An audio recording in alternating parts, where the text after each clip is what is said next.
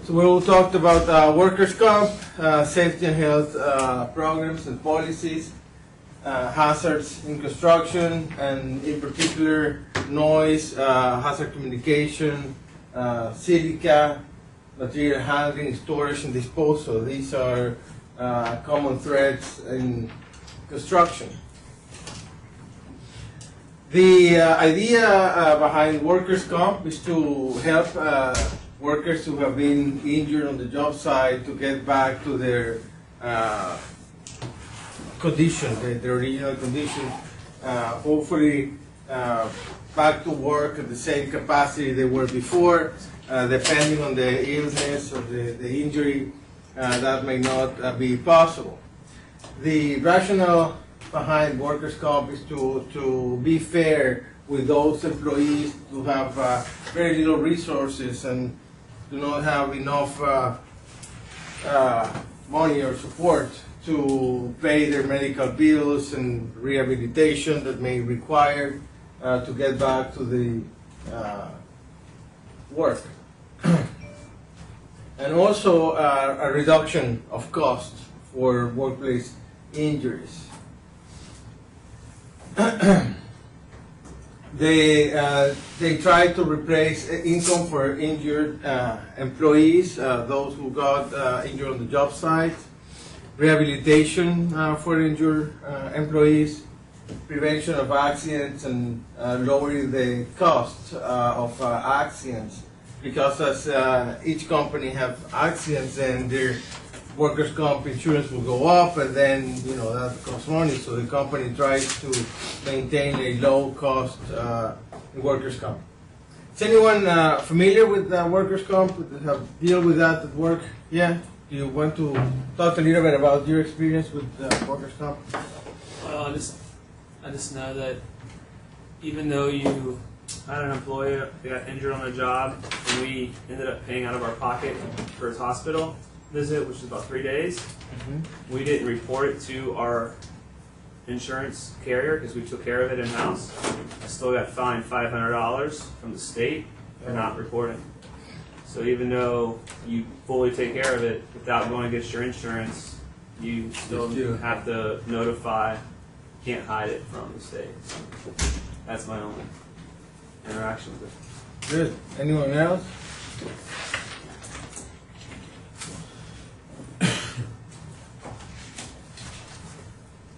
The only exposure that I've had with workers' comp is, unfortunately, when you're dealing with an accident at work and personnel is restricted, not being able to work, so obviously workers' comp kicks in.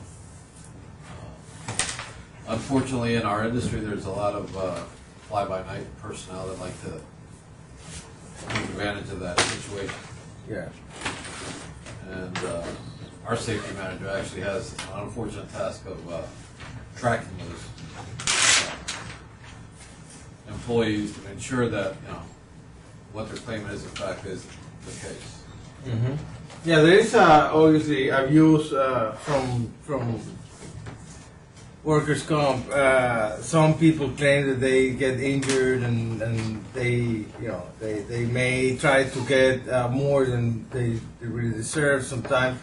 I had an experience. Was not here. It was in Venezuela, where some workers were claiming back pain, and they went into a lawsuit, and it was a big deal.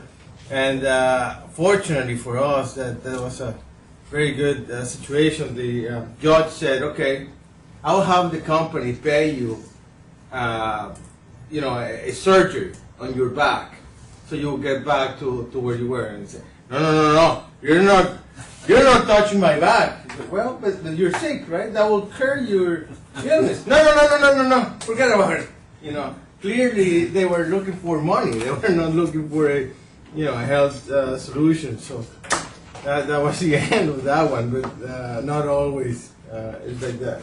The last project it was with South Florida Water Management, and they had something with the League of Cities, which there was some savings or the district paid for it. I wasn't sure, but there were people from the League of Cities always constantly monitoring accidents and things like that for all the projects, and they were reporting it, and they had to be reported. But since I was a consultant, I was really never too much involved with it. But I do remember that they had to notify the League of Cities because it was through, there was some insurance savings, or the district was carrying the payment of the workman comp or the insurance liability, something like that. But thank God we never, we had minor things, a nail through the hand, or smash my thumb with the hammer, but nothing. Nothing bad. serious. Okay. Good. The cost of workers' comp is borne by the employers as part of their overhead costs. The rates that company pay for workers' comp depends on the number of employees, the risk level of the work performed, the history of the employer, how many accidents do they have, potential future losses. It depends on the how well the company takes the safety, how serious they are about having minimum accidents that will really help their workers' comp. This is an issue, covers physical and mental conditions. I was reading that the mental conditions were never included before, and then they started to be included in workers' comp, but it doesn't seem to be taken too seriously. I've heard people say, no, there's no way mental conditions will be covered with workers' comp, so not exactly sure. Have anyone had any experience with mental conditions? You know anything about that? I didn't even know they covered it. No. I thought it was purely physical. Yeah. So, but the injury does not have to be a result of an accident. It could be also prolonged exposure to a harmful environment without proper protection. That's the case with the asbestos, right? It takes a while before the asbestos get into your lungs and really cause harmful result. So that would be also covered by workers' comp. There are different types of disabilities, temporary and permanent, also partial or total. So there's a combination of the two. A competent person will determine the extent of the disability. A medical examiner will decide, if the person is being permanently or totally disabled or just partial. So that's the 2 cents on workers' comp. Now we'll talk a little bit about the elements of a safety and health program. What is a good safety and health program? How should it be implemented? There are several handouts for today's lecture. Some of those are reference to the OSHA website. Some of those are publications from OSHA. I will highly recommend that you go and take a look into these handouts. So the elements on a safety and health program, it's the most important. It's the involvement of management. Every employer in the company should be having the feeling or the idea that management is heavily involved in safety.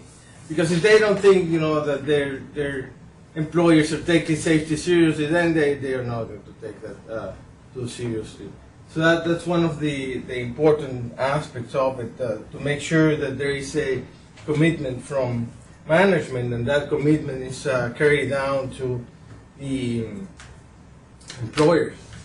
Then you have a worksite analysis, where you look at the job that you're going to do, you plan what you have to do, and then look at possible sources of hazards. What can go wrong? How can people get injured?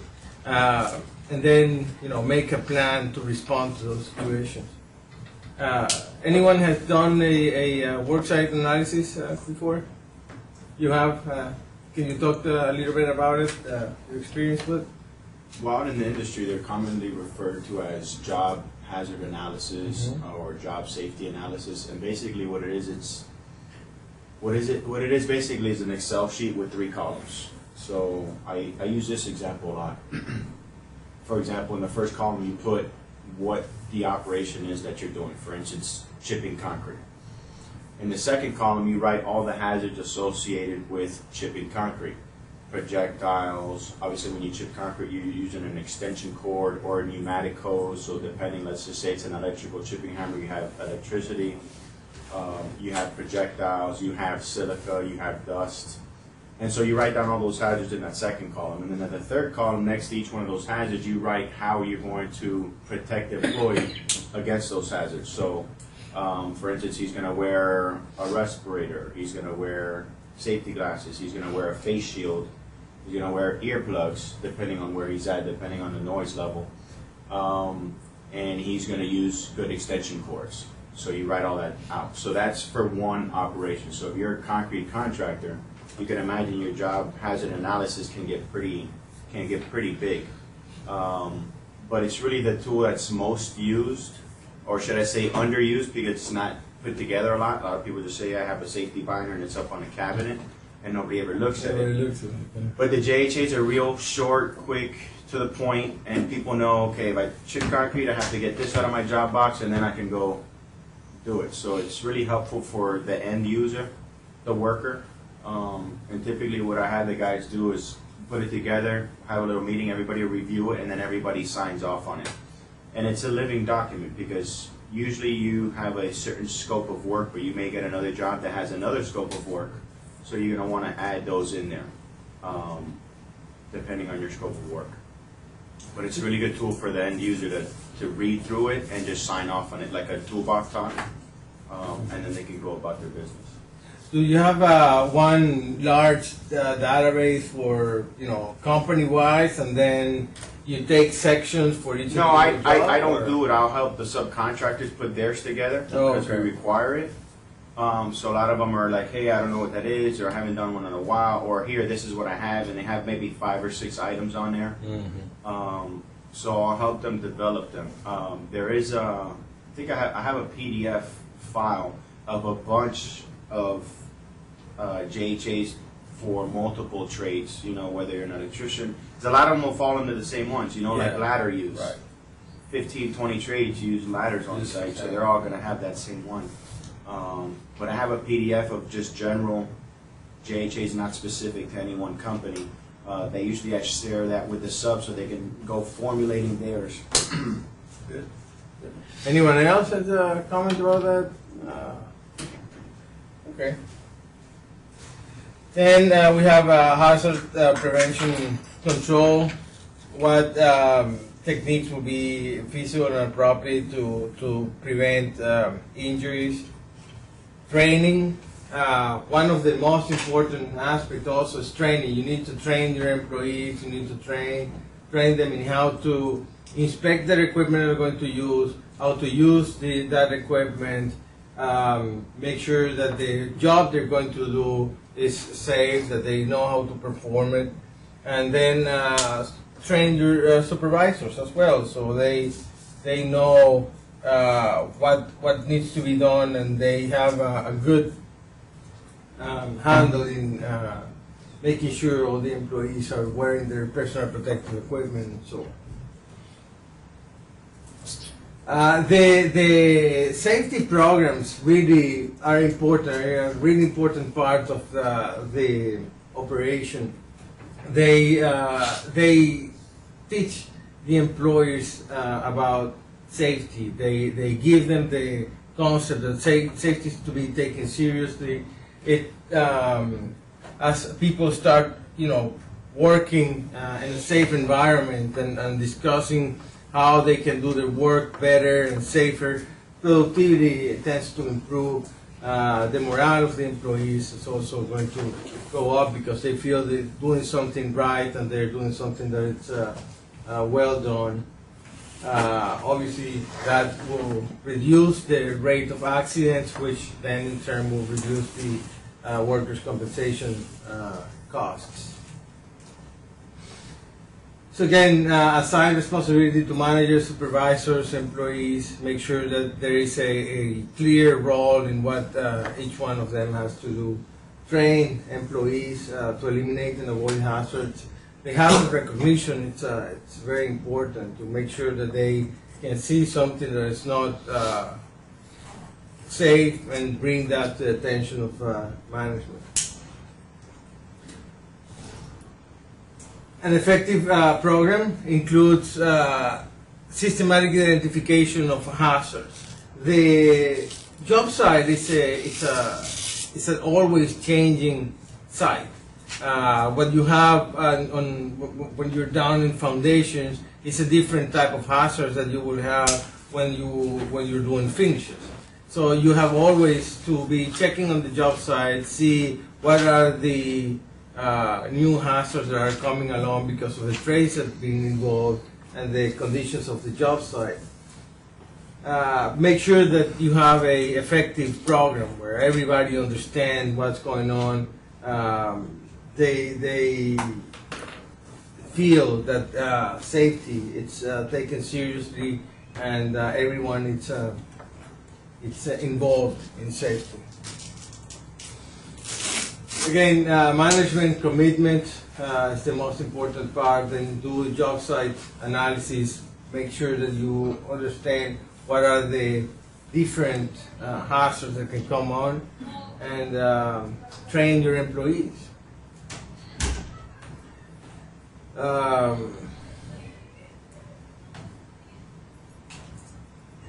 There should be a way for the employees to communicate to management what's going on, what are the problems on the job site, without fear of being, reprimanded. That's important. I don't know how you guys do, if you have morning talks or weekly meetings. Well, typically, when we start a job, we'll do a site safety orientation, which OSHA requires that you do for any new person coming on to a new job site, to help them familiarize themselves with the aspects of that job, if there's a body of water nearby, if you're on an active campus, so on and so forth. And also to tell them about some of the hazards associated with what's going on with the project at that time. You have to give them that orientation. So during that orientation is when we say, hey, if you have any issues, you can come to this trailer, you can call this phone number, which is typically my phone number or a superintendent's phone number. And they have means of communicating with us. Within their own companies, we just offer them the opportunity to come to us if they feel like the complaints that they're giving their company is falling on deaf ears, okay? Because some companies are more committed to safety than others, depending on schedule, money, time, space, so on. So we basically give them a contact phone number, and they know where our trailer's at, and they can always come and feel free to tell us that something's off. And do people actually do that? Yeah. You get calls from? Yeah. As soon as I tell people, I said, listen, when you call me, I'm not going to ask you who you are or who you work for. People just call and say, hey, you may want to check on the southwest corner of the 4th floor. When I go over there, I'm going to know what's wrong. I'm not going to need somebody to tell me, because then you get into the whole culture of, oh, I don't want to tell, I'm not telling, but I want to do the right thing, but I don't want to tell. And so that silence usually leads to a big accident. Mm-hmm. And then everybody wants to talk after. Right. So after it's pointless. So yeah, we leave our lines open, so if people want to call, they call. Good. Anyone else have comments about that? Your own experience? People go and call you and tell you, something's wrong. It's unfortunate about that silence that Mike's talking about, because when you're dealing with a company that has an enormous amount of workforce, there's a development of camaraderie, helpfulness amongst them, that if they see somebody else doing something involuntarily wrong or voluntarily wrong, it's hard for that person to go to management and be a whistleblower. And say, hey. So what our safety supervisor or manager for the company has done is that what I've experienced and what he's done, he's befriended a lot of the workforce in a very one-on-one basis, try to get them to open up, because it is a hard thing, and I've experienced in the last 7 years that I've been with this company that I see it. I mention it to the safety manager and have him take care of it. And that's a hard position to be in. It really is a hard position to be in, because you have to deal with it. So when you have a company that has a large amount of workforce, and particularly we're running about 150 employees out there, it's a tough situation. Yeah. All right. Anyone else?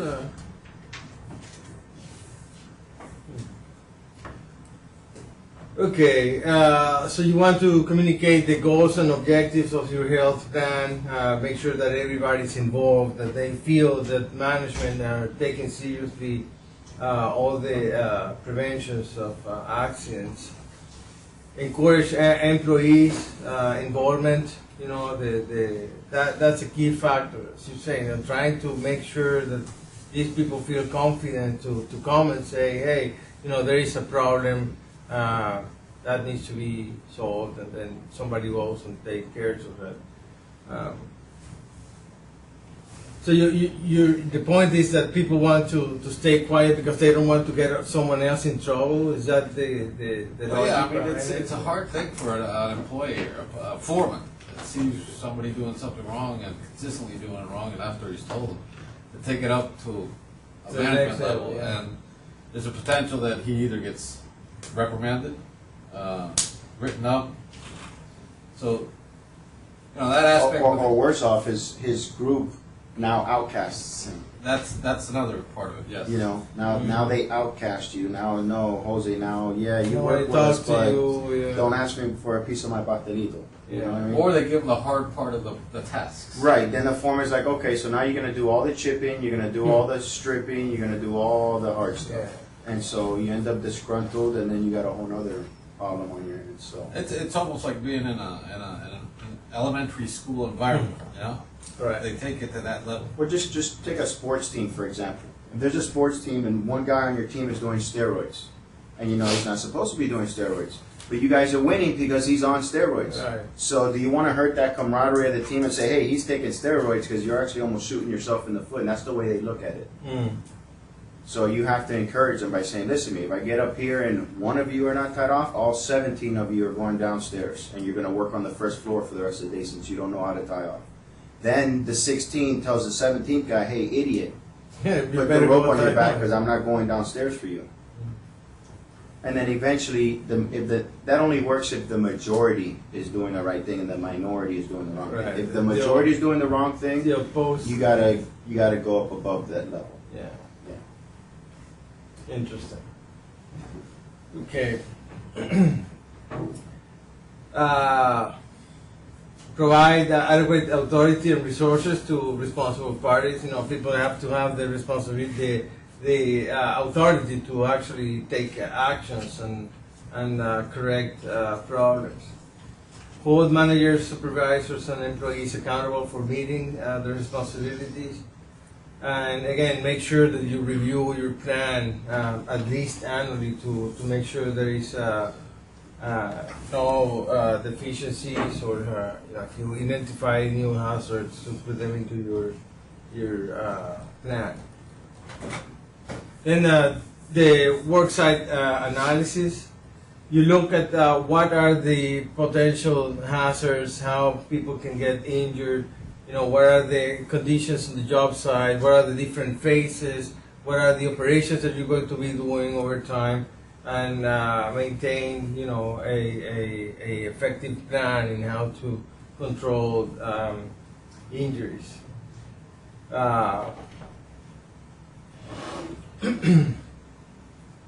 There is a job hazard analysis handout on the job site, on the website, I'm sorry. I recommend that you go ahead and look at that. It has very important tips in how to prepare and look at the job site. Analyzed activities. That's the important part. Look at what can go wrong and create a list of actions that you can take to prevent people from getting injured.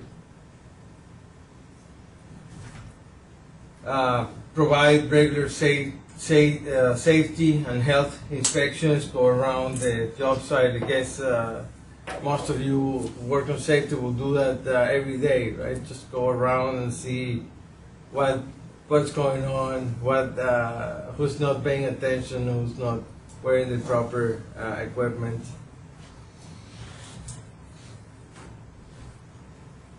Provide the system for employees to notify management without fear of being reprimanded. But I guess the really difficult part is, as you said, their peers, how their peers are going to act with this person after he or she says something. Yeah. Provide for investigation of accidents and also the near-miss accidents. So this is when you almost have an accident and you say, oh my God, it was just lucky that we didn't had an injury. Then look into that. Why did that happen? How can that be prevented from happening again? Most cases, I guess it's really difficult to do because you not necessarily have seen what happened, so you need to rely on employees telling you, hey, we almost had an accident here. Has that happened to you often, or every so? You're saying with the near misses? With the near miss, that employees tells you, well, we almost got an accident here. Well, what happens a lot of times, people hear near miss and they're like, oh, I just missed out on all the paperwork. So they don't really do. They're like, hey, listen, I don't want to have to do this. There's a lot of paperwork.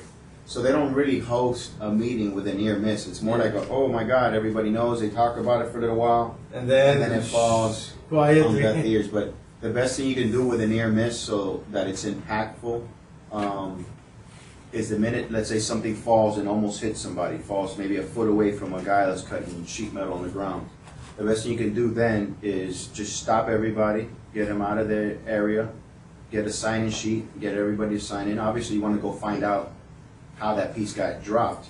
A lot of times it's not the same contractor that you have down in a meeting. Maybe they didn't do anything. Right. Maybe it fell a foot away from you, but it was the window guys who dropped something. Yeah. So in that case, you may be having 2 meetings, but you don't want to call those meetings together because then the guy who almost had the thing dropped on him finds out the window guy, and then you may have a little confrontation there. So you don't want to exactly join those meetings into one to make it more feasible for you. But yeah, that's what I find the most is when you talk to people after an accident, they're like, no, we almost had this happen 2 weeks ago, and then you ask them, so did you guys have a near miss meeting? No, we talked with the guy. I'm like, did they sign anything? No, so it didn't happen. They avoid the paperwork. They avoid the paperwork, and they say, well, we'll catch it next time. Sure enough, you did, because here you are on accident day. And now you have to do the paperwork. So that's what I see most with that. Anyone else has near miss comments?